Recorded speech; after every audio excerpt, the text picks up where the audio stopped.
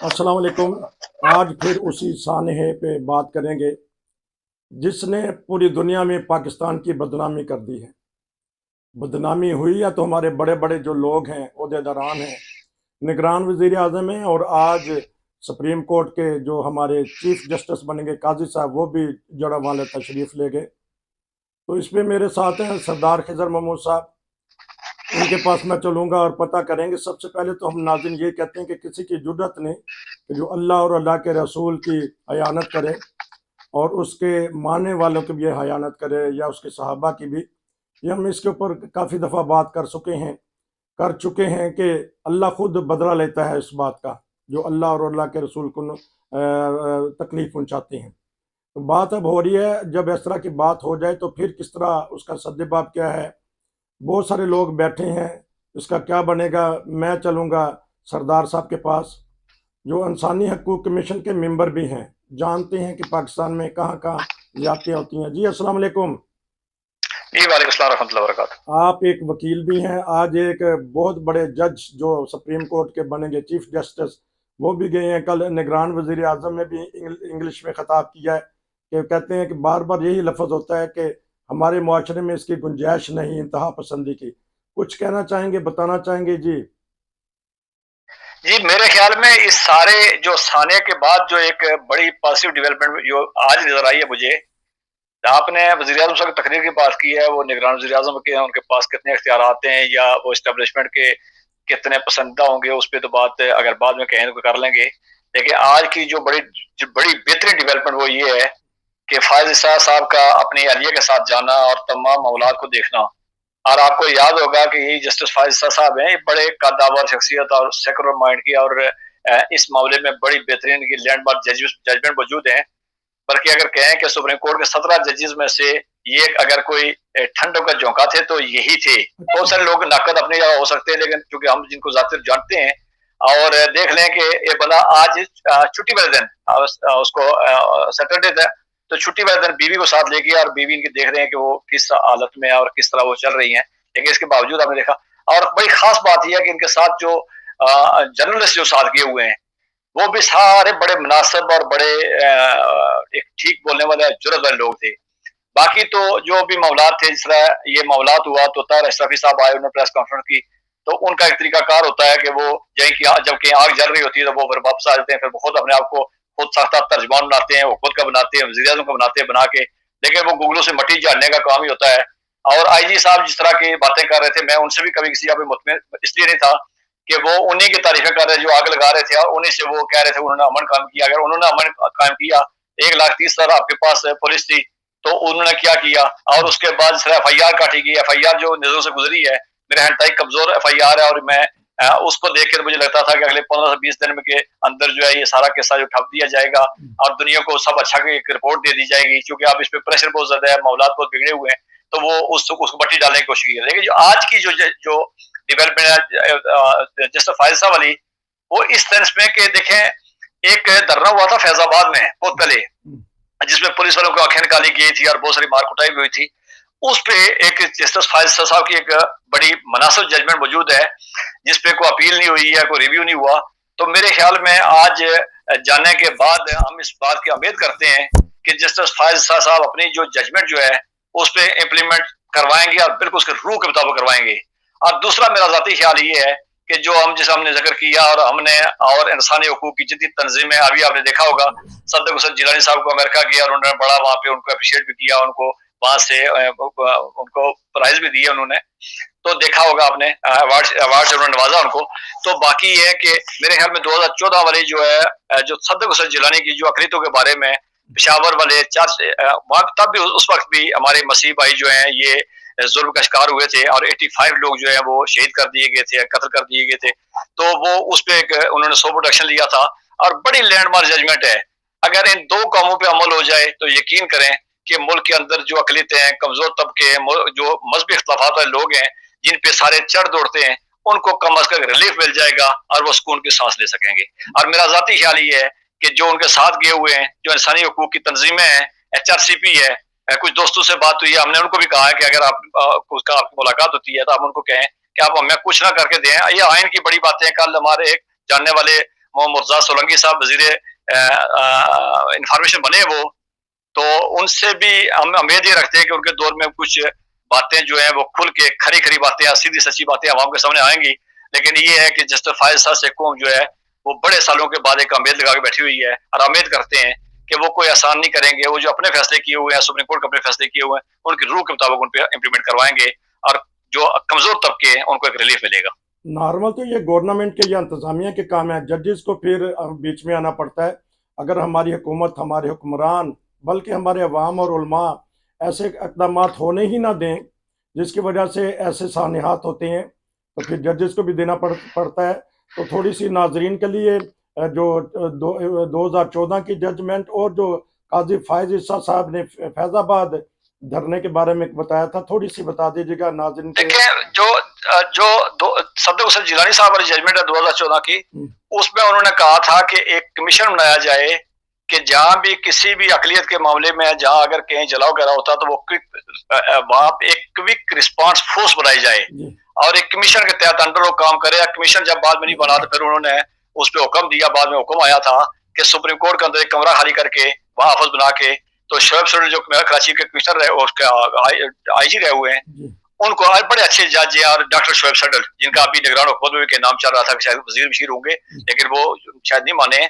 बड़े अच्छे बेहतरीन, बड़ा बेहतरीन दिमाग है और बड़ा बेहतरीन उनका लीगल माइंड हुई है, और वो इन मामला से बड़े अच्छे तरीके जानते हैं। उनकी निगरानी में बनाया गया था। लेकिन फिर एक बात सियासी आ जाएगी, मैं उस पर जाना नहीं चाह रहा था। फिर उस वक्त की जो हुकूमत थी और उन्होंने जानबूझ के उसको बिट्रे किया था, और फिर उसकी शक्ल बिगाड़ दी थी। पर ये जब अभी नई गवर्नमेंट आई थी पीडीएम की, तो इन्होंने पूरा साल जो है वो उसको वही चूरा रखा, उन्होंने हम उस पर कर रहे हैं। तो वो एक है, उस पर तो दो चीजें, एक थी जितनी भी जो माइनॉरिटीज की या इस तरह की जितनी भी हैं, उनको जितनी उनके बाद में उनको तहफ़्फ़ुज़ यकीनी बनाया जाए, उन पे कब्जे अगर कहीं पे उनके मामलात हैं उनको प्रॉपर तरीके से डिस्कस किया जाए। उसके बाद इस तरह के जो मामलात होते हैं उनको एक प्रॉपर फोरम पे देखा जाए। अगर किसी जगह पे जलाओ गिराओ की सूरत पैदा होती है तो क्विक रिस्पांस फोर्स एक हर जिले के अंदर बनाई जाए, जो वहां पे उनको देखे, और इनके अंदर जो भी इतने अरसे से जो मामलात हैं उनको बारीक से देखे। एक बात। अच्छा, एक दूसरा जो फैसला साहब सवाल कर लूँ, इसी में एक सवाल कर लूँ, अगर आपने आप कंटिन्यू कीजिएगा, मैं कर लूँ। आपने कहा कि उन्होंने जो हमारी अकलीतें हैं या मजलूम मासूम तबका है उसकी इबादत गाहों की हिफाजत का, लेकिन रिपोर्ट्स ये आ रही हैं कि इसी साल में 6-7 महीने में जमात अहमदिया की मसाजिद के मनारे बहुत सारे गिरा दिए गए, शहीद कर दिए गए, मेहराब तक, कब्रिस्तान भी। तो जब एक जजमेंट मौजूद है तो उसके ऊपर अमल किसने करवाना है, इसके ऊपर भी रोशनी डाल दीजिएगा। देखिए, इस पे 3-4 चीजें आती है। पहली बात यह है कि हमारे यहाँ एक चीज को जो है वो, चूंकि हमारे यहाँ झूठ बोलना, प्रोपोगंडा करना और झूठी कहानियां सुनाना एक आम सी बात है, और प्रोपोगंडे में हमारे यहाँ जो जमात अहमदिया के जो मसाजिद के बारे में कहा जाता है कि ये नहीं है, ये उस टाइम की जजमेंट मौजूद है। और कानून ये था कि जो 1984 से पहले जो भी मसाजिद इबादतगाह बनी हुई थी, उनको जो मीनार थे, जिस तरह के बनी हुई थी मेहराब थे, उनकी में कोई तब्दीली नहीं की जाएगी, और उसके बाद जो बनाएंगी वो जनाज़िया का ऑर्डिनेंस है। और याद रखें, जनाज़िया का ऑर्डिनेंस ये बदतरीन बदजमाना जाबराना ऑर्डिनेंस है, जिसकी किसी को इसको कानून नहीं कह सकते हैं। ऑर्डिनेंस को कभी कानून नहीं कहा जा सकता है, और ये काला कानून आज तक मौजूद है। जनाज़िया का जो बनाया हुआ कानून है ये काला कानून ही था। और इसके पहले, और दूसरी बात ये है कि जो इस जजमेंट के तहत, उस जजमेंट में मैंने कहा ना, उस पर सदर हुसैन जिलानी वाली पे उस पर अमल दरामद किया नहीं गया। उसको जो हमारी एक हुकूमत थी 3-4 साल पहले, उन्होंने जान को बिट्रे किया, और बिट्रे करने के बाद उन्होंने कहा कि नहीं जी, अकलियतों के तो चूंकि जमात अहमदिया अपने आपको अकलियत तस्लीम करती है तो उनको वो हकूक नहीं दिए जा सकते हैं। तीसरी बात यह है कि अभी मैंने पहले बात की है कि आईजी साहब की जो बातों से मुतमिन इसलिए नहीं हूं मैं, इसलिए मेरा जहन में यही था कि आईजी साहब के होते हुए पंजाब के अंदर इस साल के अंदर अहमदिया बेहतर जिक्र जो है उन पे 17 पे हमले किए गए, और 17 के में से अक्सर जो है वो पुलिस की सरपरस्ती में और पुलिस की निगरानी में गिरे हैं।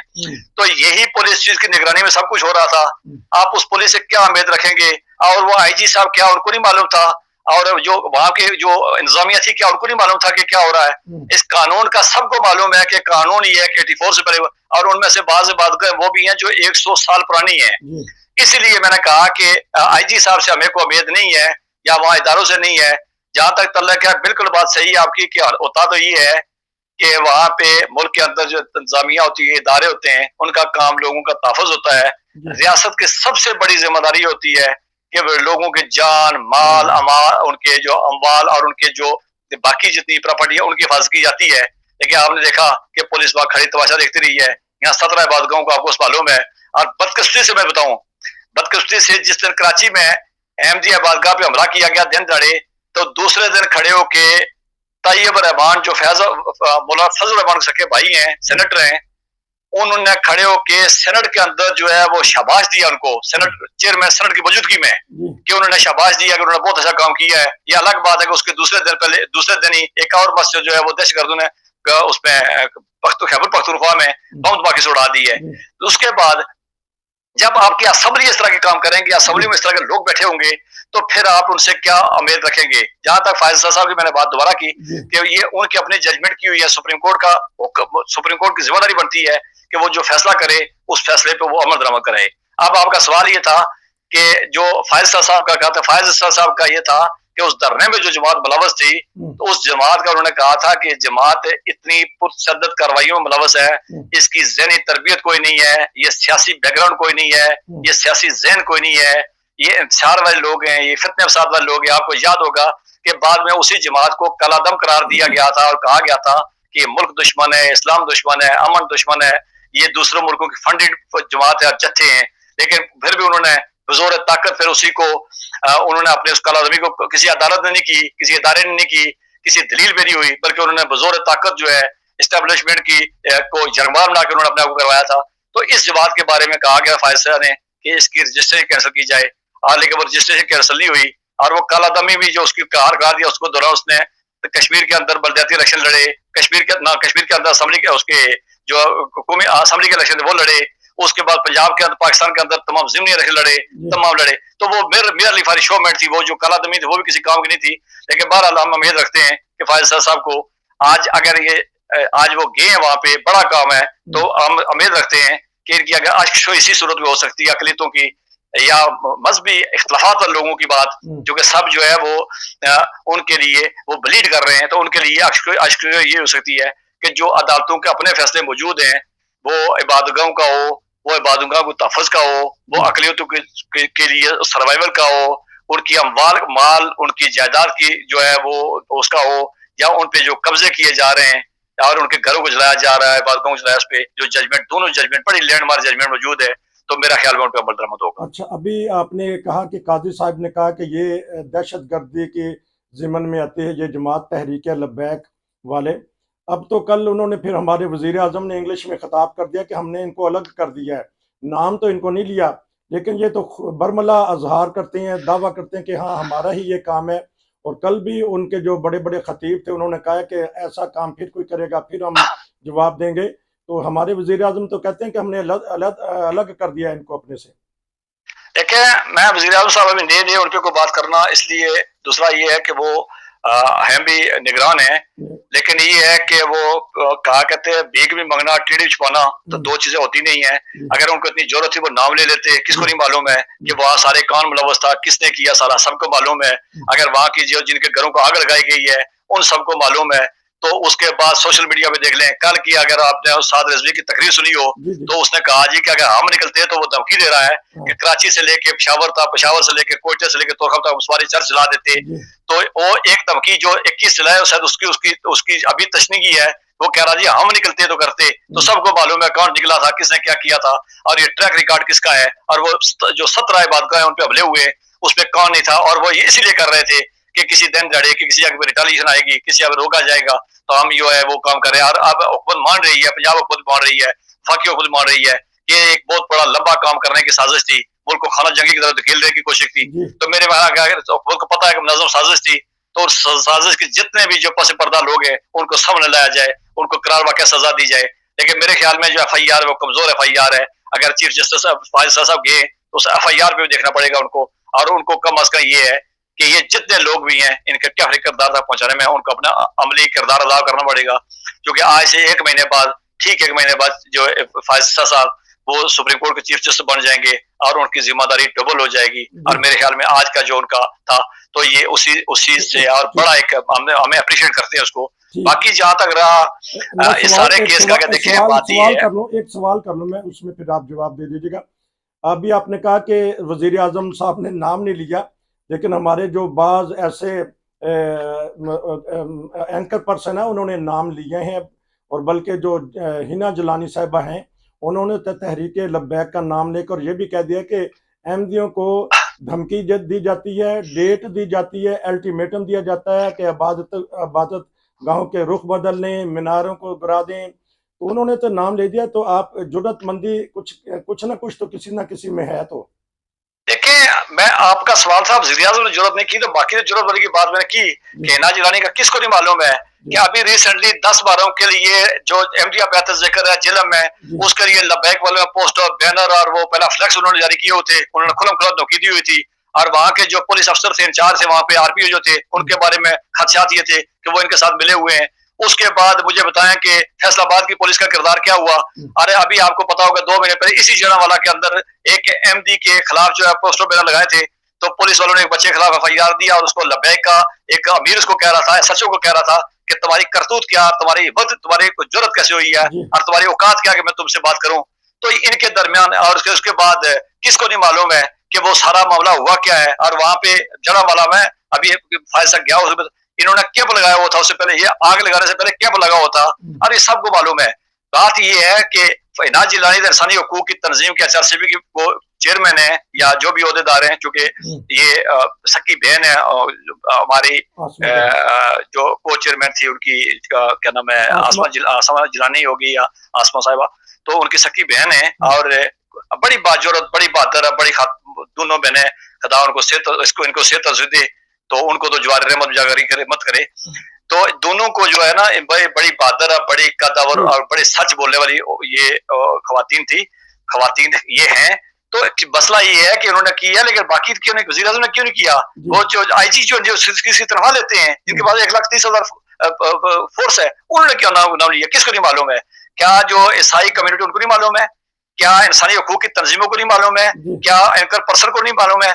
अगर उसको, तो दूसरी बात है कि जिस तरह का उनके इल्जाम लगाया गया है, ये इंतहाई बाउंडेड इल्जाम लगाया गया कि कौन सा बंदा है कि वो तौहीन भी करेगा, वो खत भी लिखेगा, वो अपनी तस्वीर भी लगाएगा, अपना इश्तिहार भी लगाएगा और घर के बाहर लटका देगा, और पता ये चला है कि बाकी वो जिनके इल्जाम है ये इस तरह ये दोनों पढ़े। इससे पहले भी एक केस जो है वो हुआ था सलामत मसीह वाला, जो पहला केस जो है जो आसमा जिलानी ने लड़ा था, उस केस पे भी वो जो सलामत मसीह था वो अनपढ़ था, जिसपे इल्जाम लगाया गया, उसे लिखा है। अच्छा, क्योंकि 1-2 मिनट है और लंबा हो गया, आज 20 मिनट का तकरीबन। जो हमारे जरूरतमंद एंकर पर्सन है उसमें आज़ाद सैयद साहब भी हैं और उमर चीमा भी हैं, और दूसरे डॉन न्यूज़ के 3 ज़रा हट के प्रोग्राम करने वाले हैं।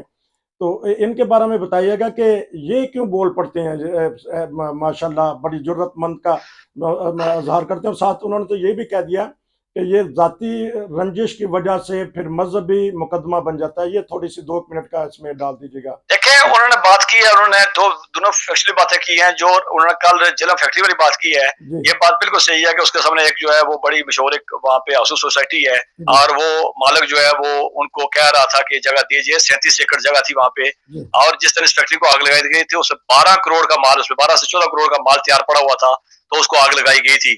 दूसरी बात ये है कि जो उन्होंने दुलब्याल वाली मस्जिद की बात की है, बात बिल्कुल, दुलब्याल वाली मस्जिद जो है 100 साल पुरानी मस्जिद है, मैंने 1895 की बनी हुई इबादतगाह है, तो उसके नीचे भी दुकानें थी और वो एक ही खानदान के लोग थे वहां पे।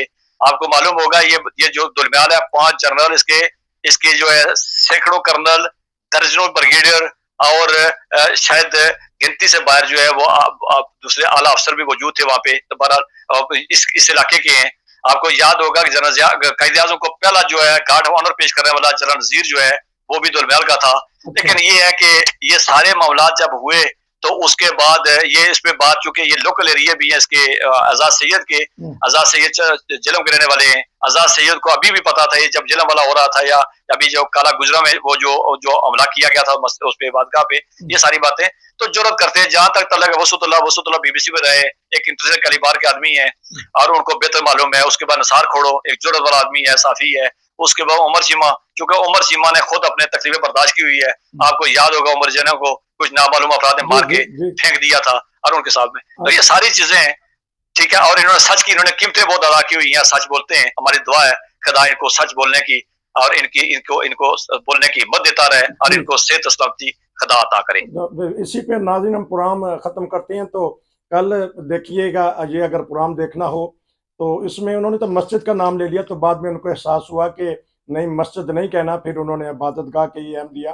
भला ज़रूरतमंदी का बाज़ लोग इज़हार कर रहे हैं, लेकिन दुख और तकलीफ़ की बातें ये हैं कि अभी भी खबरें आती हैं कि अब इबादत गाहें महफूज नहीं हैं। आज का तबसरा 20 मिनट का हो गया, लेकिन हमारे सरदार हिजर महमूद साहब ने खूब अच्छी तरह बयान कर दिया है सारी बातें। इंशाल्लाह फिर आपसे दोबारा राब्ता करेंगे। नसीर को इजाज़त दीजिए। अस्सलाम वालेकुम।